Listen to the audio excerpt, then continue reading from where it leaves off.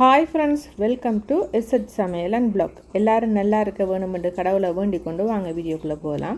நான் இன்றைக்கி உங்களுக்கு கோர்ன் சிக்கனில் ஒரு பெப்பர் சிக்கன் செய்து காட்ட போகிறேன். இது சாதாரணமாக கிடைக்கிற கோழி இல்லை. இந்த கோழி கோன் மட்டும்தான் இதுக்கு சாப்பாடாக கொடுத்து இங்கே வளர்க்குறவங்க. இந்த சிக்கன் நல்ல ருசியாக இருக்கும்.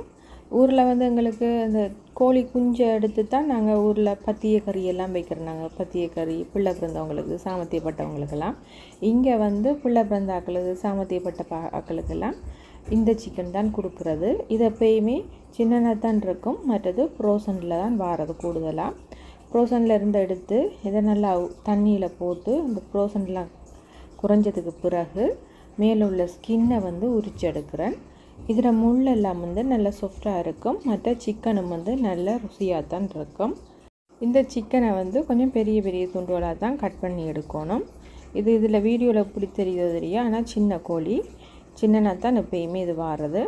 இப்போ நான் சிக்கனை கட் பண்ணி எடுத்துட்டேன். இனி இதை நல்லா வடிவாக கழுவிட்டு உப்பு மஞ்சள் எல்லாம் போட்டு பிரட்டி எடுத்துட்டேன். இனி என்ன செய்வதுன்னு பார்ப்போம். அடுப்பில் ஒரு மண் சட்டியை வச்சுருக்கிறேன். மண் சட்டி சூடாயினதுக்கு பிறகு நல்லெண்ணெய் ஆட் பண்ணுறேன். 3 டேபிள் ஸ்பூன் நல்லெண்ணெய் ஆட் பண்ணியிருக்கு. 2 ஏலக்காய், 1 கிராம்பு, 2 சின்ன துண்டு கருவேப்பட்டை ஆட் பண்ணியிருக்கிறேன். இந்த சிக்கனில் பத்திய கறி வைக்கிறது. ஆனால் நான் புதுசாகவே பெப்பர் சிக்கன் ட்ரை பண்ணி பார்த்தேன்னா உண்மையிலே சட்டப்படி இருந்தது. கனடாவில் இருக்கிறார்கள். இந்த சிக்கன் கிடைக்குமாட்டா வாங்கி ட்ரை பண்ணி பாருங்கள். இப்போ எண்ணெய் சூடாயினது பிறகு 3 செத்தல் மிளகாயை 2 கட் பண்ணி ஆட் பண்ணியிருக்கிறேன்.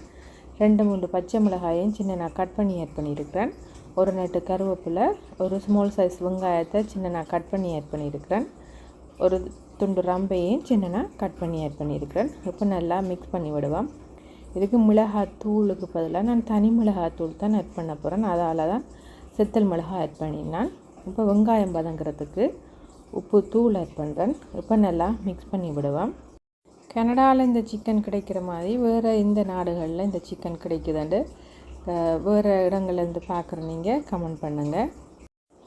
கிட்ஸுக்கெல்லாம் நாங்கள் மற்ற சிக்கன் வாங்கி கொடுக்குறத விட இந்த சிக்கன் வாங்கி கொடுக்குறது நல்ல. ஏன்னு சொன்னால் இந்த சிக்கனில் முழுக்க சோளத்தை மட்டுமே கொடுத்து தான் இந்த சிக்கனை வளர்க்குறாங்க. அதால் நல்ல ஹெல்த்தியும் கூட. இப்போ வெங்காயம் நல்லா வதங்கினதுக்கு பிறகு 1 டேபிள் ஸ்பூன் இஞ்சி பூண்டு பேஸ்ட்டை ஆட் பண்ணுறேன்.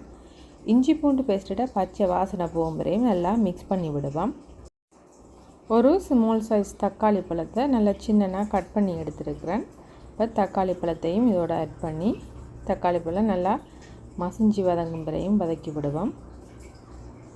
இப்போ தக்காளி பழமும் நல்லா மசிஞ்சு வதங்கி வந்துட்டு இப்போ நாங்கள் சுத்தம் செய்து வச்சுருக்கிற கோன் சிக்கனை ஆட் பண்ணுறேன். சிக்கன் ஆட் பண்ணிவிட்டு நல்லா மிக்ஸ் பண்ணி விடணும். சிக்கனுக்கு தேவையான அளவுக்கு கல் உப்பு ஆட் பண்ணுறேன். உப்பு ஆட் பண்ணிவிட்டு நல்லா மிக்ஸ் பண்ணி விடுவோம். நான் கொஞ்சம் கலருக்காகத்தான் இந்த தனி மிளகாத்தூள் ஆட் பண்ணுறேன். 1/4 டீஸ்பூன் ஆட் பண்ணுறேன். உங்களுக்கு மிளகாத்தூள் தேவையில்லை, பெப்பர் தான் ஆட் பண்ணணும்னா நீங்கள் ஃபுல்லாகவே பெப்பர் ஆட் பண்ணலாம். நான் கொஞ்சம் கலர் கொடுக்கணுன்றதுக்காக தனி மிளகாத்தூள் ஆட் பண்ணியிருக்கிறேன். முழுக்க ஃபுல்லாகவே நீங்கள் பெப்பர் ஆட் பண்ணுறதாலும் ஆட் பண்ணலாம். இப்போ நல்லா ஒருக்கா மிக்ஸ் பண்ணி விடுவேன். சிக்கனுக்கு தண்ணி எதுவுமே ஆட் பண்ண தேவையில்லை. இந்த சிக்கன் டக்குன்னு குக் ஆயிடும்.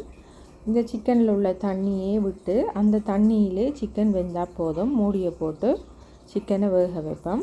இப்போ சிக்கன் நல்லா வெந்து கொண்டு வந்துட்டு இந்த ஸ்டேஜில் நல்லா ஒருக்கா மிக்ஸ் பண்ணி கொடுப்போம். தண்ணி விட வேண்டிய அவசியமே இல்லை. ஏன்னு சொன்னால் அந்த தண்ணியிலே இந்த சிக்கன் வடிவாக வெந்து வந்துடும். மறுபடியும் மூடியை போட்டு இந்த தண்ணியெல்லாம் வற்றி வரும் வரையும் சிக்கனை வேக வைப்போம். இப்போ பார்த்திங்கன்னா தெரியும், சிக்கனில் உள்ள தண்ணியெல்லாம் வற்றி நல்லா ட்ரை ஆகி வந்துட்டு இப்போ நல்லா ஒருக்கா மிக்ஸ் பண்ணி விடுவோம். இந்த ஸ்டேஜில் நான் அடுப்பை ஆஃப் பண்ணிட்டேன். என்ன சொன்னால் அது மண் சட்டி தானே, அப்போ இன்னும் இறுக்கமாக வந்துடும். அந்த நாங்கள் விட்ட எண்ணெயெல்லாம் பிரிஞ்சு அதிலேயே சிக்கன் பொரியும்.